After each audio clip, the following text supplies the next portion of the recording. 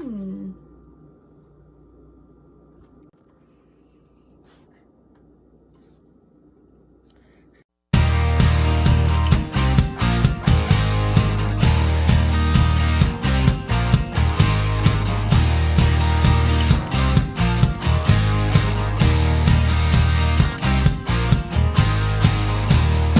Hello, my coffee cakes. Welcome to Miss Kelly's Retro Kitchen. Yay! Who's ready to get retro with me? Miss Kelly, my coffee cakes. So we're about to get started. Here is our fancy retro apron. We don't want to get splashies on my Wendy Williams dress. See? You can read that for yourself. So who's ready? Today we are going to be cooking a dish from the Ida Bailey Allen's cookbook, which was published in 1940. We're going to make ourselves a chicken and rice jambalaya. This is going to be awesome. Okay, who's ready? Woo! Let's do it.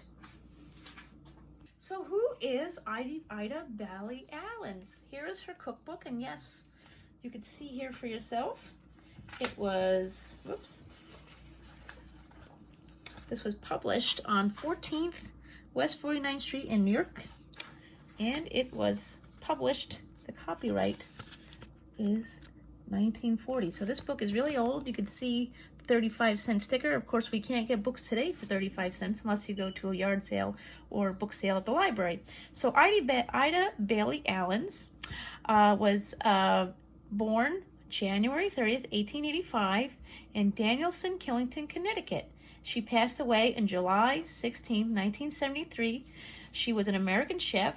She was popularly known as the nation's homemaker. She has more than 50 cookbooks. She was noted by the antique cookbook experts Patricia Edwards and Peter Peckham as the original domestic goddess. She has more than 50 cookbooks published. This is Ida Bailey Allen's, and today we will be cooking her recipe, which is right here, which is chicken and rice jambalaya. Now, of course, this book was published in 1940, and this book might not have some of the things that we have now today in 2020. I don't know if that's a good thing or a bad thing. They probably had better ingredients than we do now, but so this is a retro recipe with a slightly modern twist. So who's ready to get in it? Let's do it. So we're gonna get started.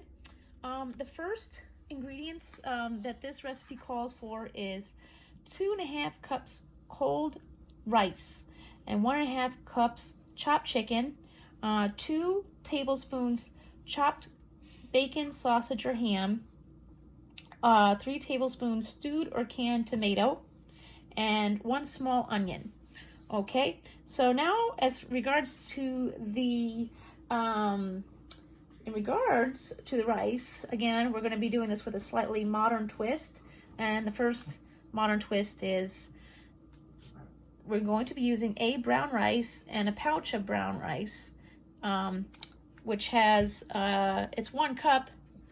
Well, it's 1 cup. So we're going to have a little less rice. That's fine. And another thing is we have purchased already chopped onion. And so here we go. Who's ready? Okay, we are going to start melting a tablespoon of butter. There you go. And a tablespoon of butter.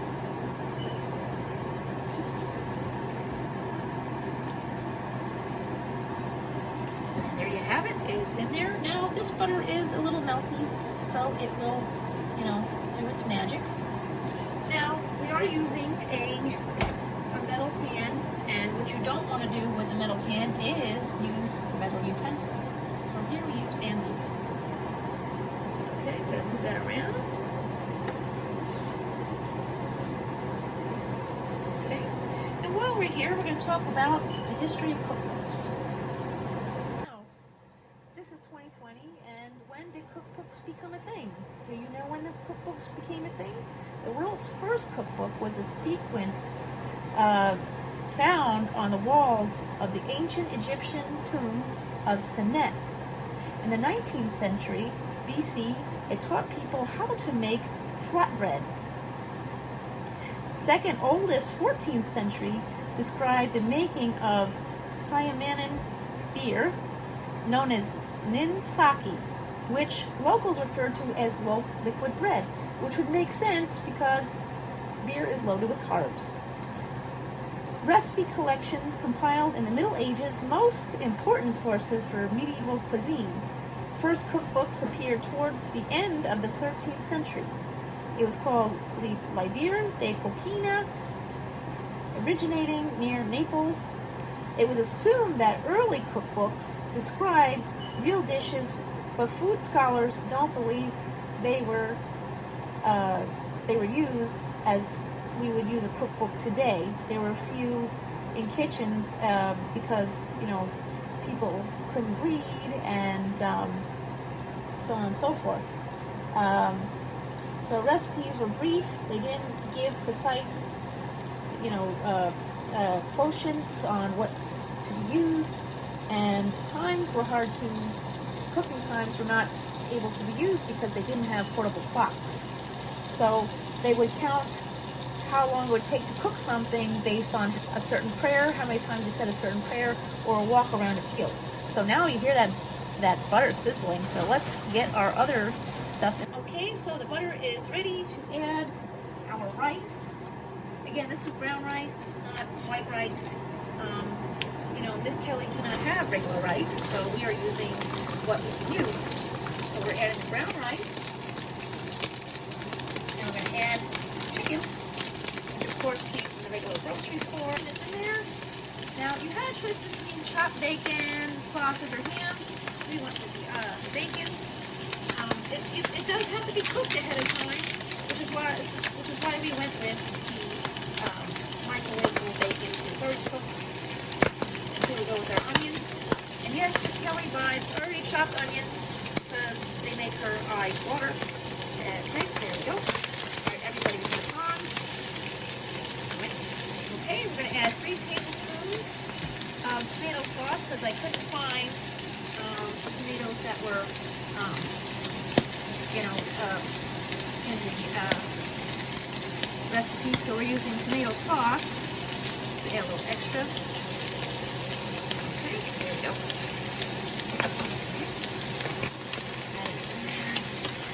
You know, one thing I do is, yes, I do follow a cookbook, but it's also good to you could eyeball it a little bit. Okay. Now this is a recipe I've never made myself. Okay, now we're going to add the seasonings, which will be a little salt,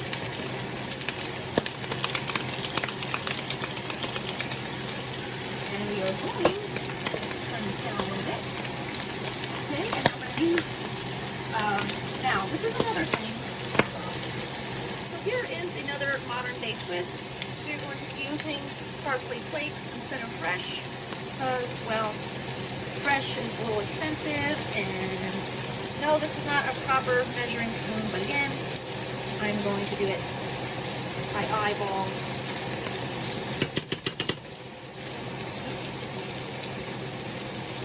Alright, there we go. Now, as long as you don't fix the metal spoon on the bottom, you will be fine. And since I'm eyeballing this, I think I want to add a little extra sauce because this is getting a little dry. Alright, and a little more sauce. There we go. Again, it's all eyeball, it's a trick. Alright, so we got that. And yes, there will be rice stuck to the pan. That's a given. Alright.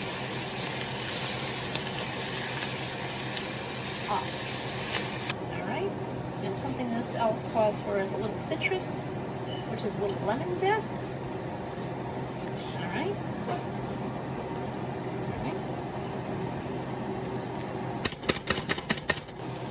And then the last ingredient before we add extra butter is pimentos. And again, this is something that is modern and it is in a jar. Made by Goya. Yeah, complain all you like. There we go, Goya. Put that in there. Okay, so we're going to stir this up real good. I decided to add a little extra more sauce. There you go. checking the chicken. Alright. Turn it off. Now that simmers just a few more minutes, I'm just going to go a little bit more further into some fun facts about cookbooks. Okay, so that was about the original facts were about the original cookbooks, which were, you know, in the 13th and 14th century. So in the United States, when did the cookbook become popular in the United States? The first ever published cookbook was written by an American orphan. Isn't that something? An American orphan named Amelia Simmons. The cookbook was written by Amelia Simmons in 1796. It was called American Cookery. It sold well. It sold well for more than 30 years, mainly in New England, New York, and the Midwest.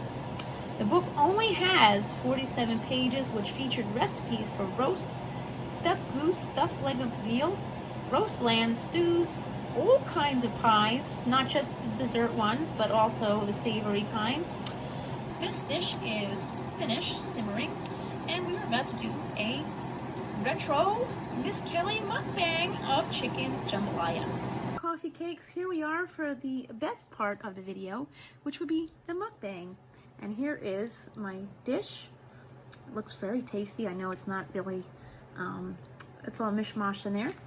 I do have my special mug and a little Gatorade.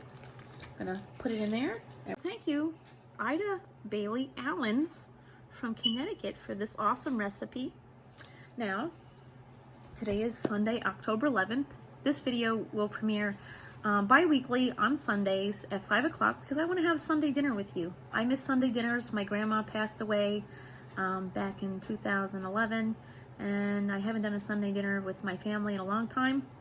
So, with that said, I am doing a giveaway. I'd like to win this, I'm calling it the Have It Your Way giveaway, where you can win, bum-ba-da-ba. By the way, that is not copyrighted, I think. So you can win $30 sent to you via PayPal or Venmo, or I could purchase something off your Amazon or Etsy wish list with a $25 value, or I could just donate $30 to a charity of your choice. How do you win this prize, you say? You win this prize by voting for the dish we will be cooking in the next video, which will be coming out October 25th. So you must vote on this video, and you also must vote in the video on October 25th. That recipe will be featured in our November 7th video, but the live giveaway results will happen on November 3rd. So what are we voting on? Okay, so I had this really awesome cookbook. All these cookbooks are going to be old, retro-y. Some of them will be brands. So this one I got in a lot on eBay. This is What's Cooking in Kentucky. A little scary, isn't it? Because, you know, I'm a little bit of a city slicker. So we're traveling to Kentucky next month, and I would like to either make a beef casserole or a chicken casserole, which will have a homemade biscuit topping. So your choice will be for the October 25th episode, a beef casserole or a creamed chicken casserole with biscuit topping.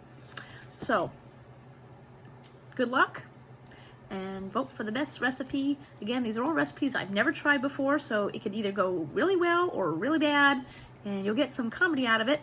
And remember, most of all, kindness is free, so spread kindness, not cooties, and wear your mask and socially distance. And thank you so much for coming here for this first ever Miss Kelly's Retro Kitchen. It means a lot. Thank you.